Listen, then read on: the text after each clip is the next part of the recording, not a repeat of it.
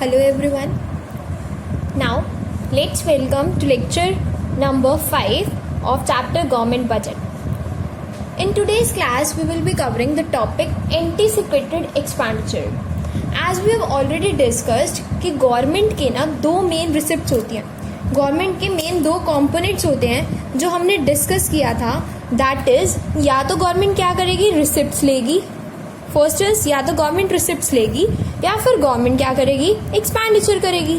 दो ही कंपोनेंट्स होते हैं. किसी भी बंदे को जब बजट बनाना है ऐसे ही, या फिर गवर्नमेंट को जब भी बजट बनाना है, गवर्नमेंट के मेनली दो कंपोनेंट्स हो सकते हैं. या तो गवर्नमेंट के पास पैसा आएगा या फिर गवर्नमेंट खर्चा करेगी. जब इन दो चीज़ों को हम कंसीडर करके, जब भी हमने सीखा था, जब भी हम इन दो चीज़ों को कंसीडर करते हैं तो उसी को हम बोलते हैं बजट. कि कितना मेरा खर्चा होने वाला है और कितनी मेरी रिसिप्ट होने वाली है और कितना मेरा खर्चा होने वाला है. जब मैं इन दो कंपोनेंट्स को कंसीडर करती हूँ तो उसी को मैंने नाम दिया था बजट. ठीक है, उसमें मैंने बोला था कि जो भी रिसिप्ट्स है, जो मेरी फ्यूचर में रिसिप्ट्स होने वाली हैं, उसको हम बोलते हैं एंटीसिपेटेड रिसिप्ट्स. ये टॉपिक हम कवर कर चुके हैं इन लास्ट 2 लेक्चर्स. आज के लेक्चर में जो हम कवर करने वाले हैं दैट इज एक्सपेंडिचर के बारे में. आज हम कोई बहुत सारी बातें डिस्कस करने वाले हैं. एक्सपेंडिचर, गवर्नमेंट एक्सपेंडिचर करती है गाइस, ऑलवेज गवर्नमेंट कहती है. ये आपने सुना है ना, गवर्नमेंट हमेशा कहती है कि मैंने पैसा यहाँ लगाया, मैंने पैसा वहाँ लगाया, मैंने हॉस्पिटल्स बनवाए, मैंने स्कूल्स बनवाए, मैंने रोड्स बनवाए. गवर्नमेंट हमेशा ये दिखाती है कि मेरा खर्चा हमेशा ज़्यादा है. क्या दिखाती है गवर्नमेंट हमेशा? कि मेरा खर्चा ज़्यादा है और मेरी रिसिप्ट्स क्या है, कम. हमेशा गवर्नमेंट अपने आप में यही दिखाती है. तो हमने जो आज सीखना है आज की क्लास में कि एंटीसिपेटेड एक्सपेंडिचर की एक कंपोनेंट है बजट का. मतलब जब हम बजट बनाते हैं दो चीज़ों का ध्यान रखना पड़ता है, एक रिसिप्ट्स और एक्सपेंडिचर. आज जो हम डिस्कस करने वाले हैं दैट इज एंटीसिपेटेड एक्सपेंडिचर. क्या डिस्कस करने वाले हैं? Anticipated expenditure. अब बात आती है ma'am, what is anticipated? Anticipated का मतलब होता है फ्यूचर में, मतलब एस्टिमेट करना. क्या मतलब होता है? एस्टिमेट करना. देखो बजट जब भी बनता है वो किसके लिए बनता है? That is always estimated. देखो जो खर्चा हो गया मैं उसका बजट बनाऊंगी कभी? नेवर. जो खर्चा हो गया उसका कभी भी बजट नहीं बनता, पास्ट का बजट नहीं बनता. जो खर्चा चल रहा है, हो गया था, मतलब आगे होने वाले खर्चे के लिए मतलब फ्यूचर के लिए क्या बनाया जाता है? बजट. बजट किसके लिए बनाया जाता है? फ्यूचर पीरियड के लिए, आने वाले टाइम के लिए जो हम बजट बनाते हैं हमेशा, दैट इज फ्यूचर पीरियड के लिए जो हम कंसीडर करते हैं that is anticipated. Anticipated means estimated. Actual की बात नहीं करते, बजट हमेशा एस्टिमेटेड बनता है. कभी भी एक्चुअल फिगर्स आ गए फिर वो एस्टिमेटेड, फिर वो बजट थोड़ी है. बजट कब होगा? जब वो मेरा क्या होगा? एस्टिमेट. जस्ट मैं एक एस्टिमेट कर रही हूँ. ऐसे मैंने बताया था फर्स्ट लेक्चर में कि जब भी मैं एस्टिमेट करती हूँ that I earn, let's say I earn 1 lakh. तो ये मेरी क्या है? रिसिप्ट. मेरी क्या है? रिसिप्ट. और मैं कह रही हूँ कि मैं 50,000 रुपये उसमें से क्या करती हूँ? एक्सपेंडिचर, खर्च. तो मैं कह रही हूँ, मैंने इस बार एस्टिमेट किया कि अगले महीने मेरे को 1 लाख रुपए मिलेंगे, मेरी 1 लाख की इनकम होने वाली है और उसमें से ना मैं 50,000 खर्च करूंगी. उसमें से मैं क्या करूंगी? 50,000 खर्च करूंगी. आई एम जस्ट एस्टिमेटिंग कि मेरा जो खर्चा होगा वो 50,000 होगा और मेरी जो रिसिप्ट होंगी वो मेरी क्या होंगी? 1 लाख की होंगी. This is my budget. मैं बजट बना रही हूँ कि मैंने ये खर्चा करना है, मेरी ये इनकम होने वाली है. तो उसको हम बोलते हैं budget. That is for future period. तो बात आती है एंटीसिपेटेड एक्सपेंडिचर क्या होता है मैम? जो भी एस्टिमेटेड खर्चे होने वाले हैं उनको हम क्या बोलते हैं? Anticipated expenditure. पढ़ते हैं. एक्सपेंडिचर मतलब जो भी खर्चा होने वाला है.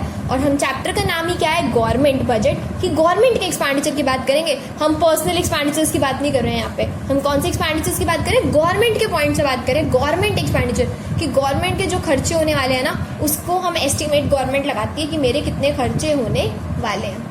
सीखते हैं हम डेफिनेशन के साथ. ऑल द एक्सपेंडिचर्स, जो भी एक्सपेंडिचर्स कौन करता है? Incurred by government. कौन इनकर करता है? गवर्नमेंट. तो जो भी खर्चा कौन करता है? That is government. जो भी खर्चा गवर्नमेंट करता है किस पे? Various developmental and non developmental activities. जो भी काम गवर्नमेंट, जो भी पैसे खर्च कर रही है गवर्नमेंट, जो भी गवर्नमेंट एस्टिमेट लगा रही है कि मेरे फ्यूचर में एक्सपेंसेस ये होने वाले हैं. All expenditures anticipated by the government. Incurred नहीं, आप यहाँ पे लिख सकते हो एंटीसिपेटेड. तो जो भी गवर्नमेंट क्या कर रही है? एंटीसिपेटेड.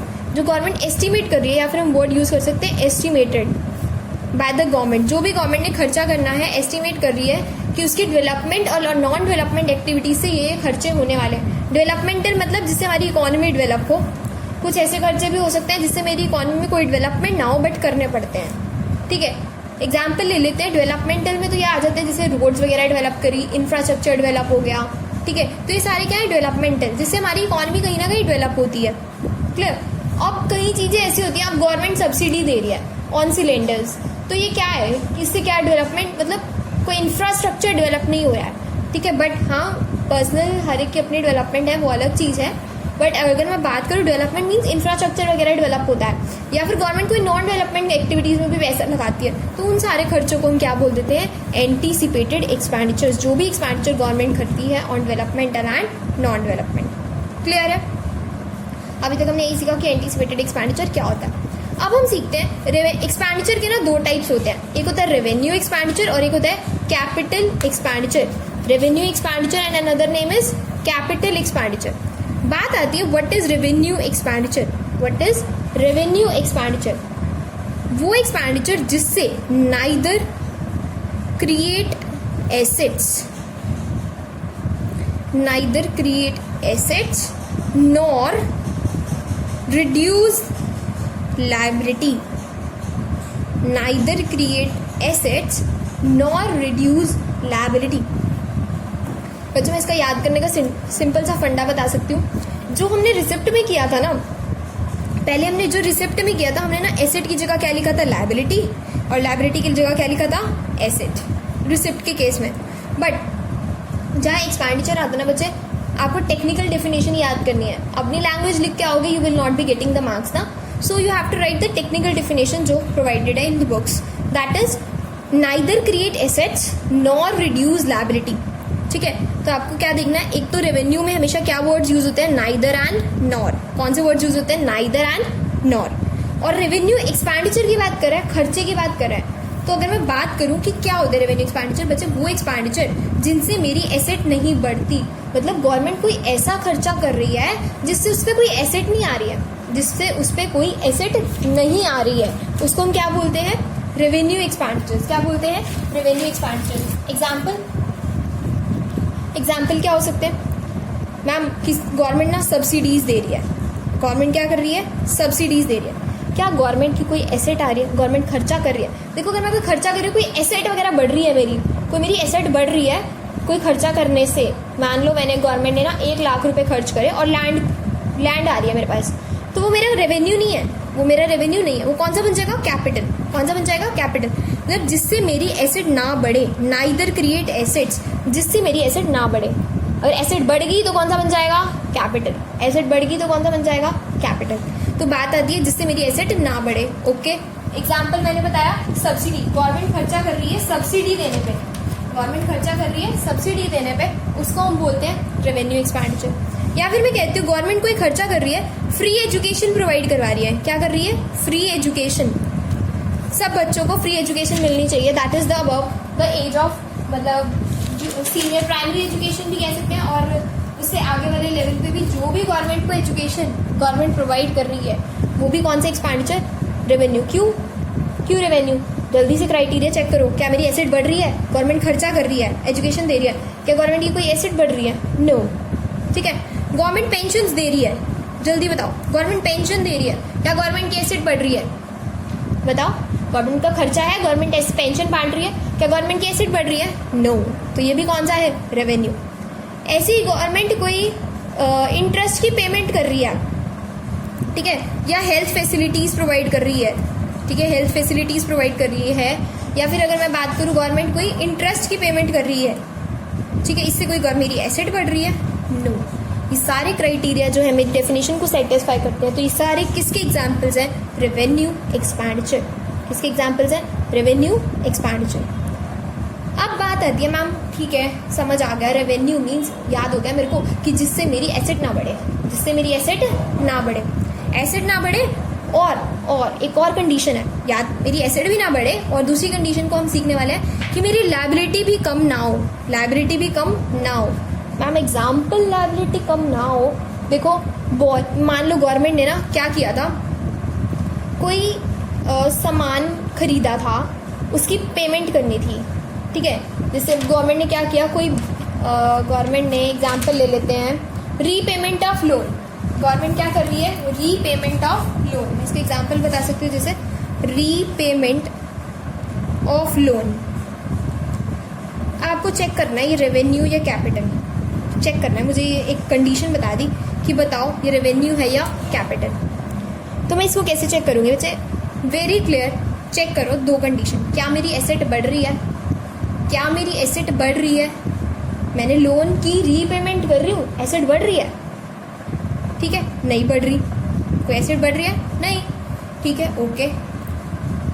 बट क्या मेरी लायबिलिटी कम हो रही है, मैंने किसी के पैसे देने थे और मैं आज उसको रीपे कर रही हूँ माई लोन, क्या मेरी लायबिलिटी कम हो रही है, ठीक है, क्या मेरी लायबिलिटी कम हो रही है, यस हो रही है। अगर हो रही है तो मेरा कौन सा एक्सपेंडिचर होता है, कैपिटल।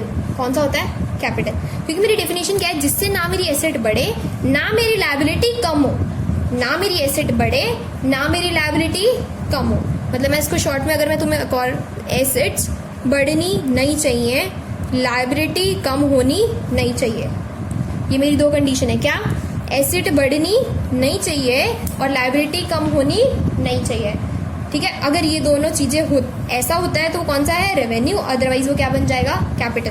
अब रीपेमेंट ऑफ लोन से मेरी लायबिलिटी कम हो रही है तो कौन सा बन जाएगा, कैपिटल। कैपिटल एक्सपेंडिचर की डेफिनेशन में बात करूँ क्या बन जाएगा, नाइदर की जगह क्या आ जाएगा, either.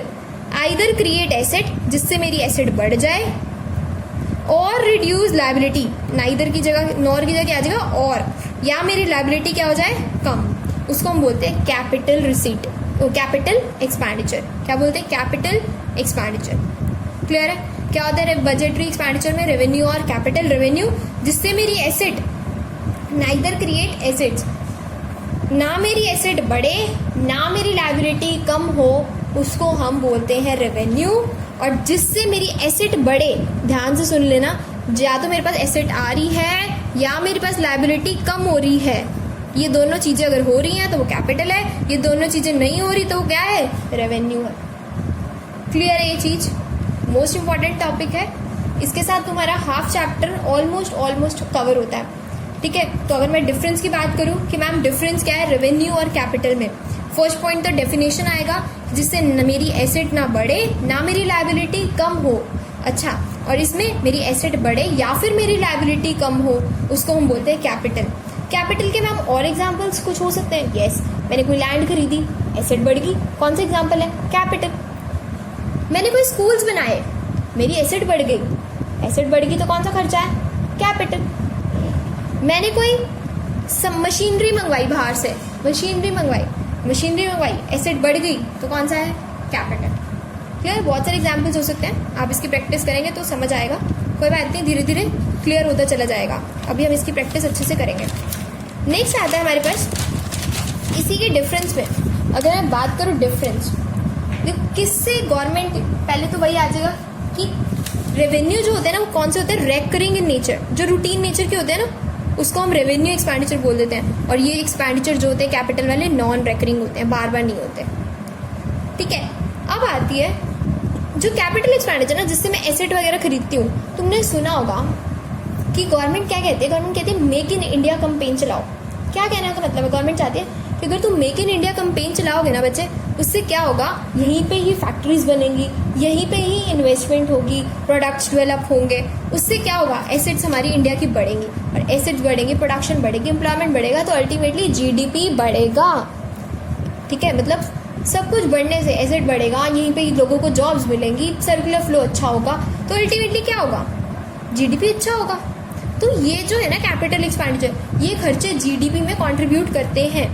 These expenditures contribute to GDP, ये जीडीपी में कंट्रीब्यूट करते हैं। इसमें आ जाएगा डिफरेंस में कि ये जीडीपी में कंट्रीब्यूट नहीं करते हैं। क्लियर है, with this your topic of anticipated expenditure is over.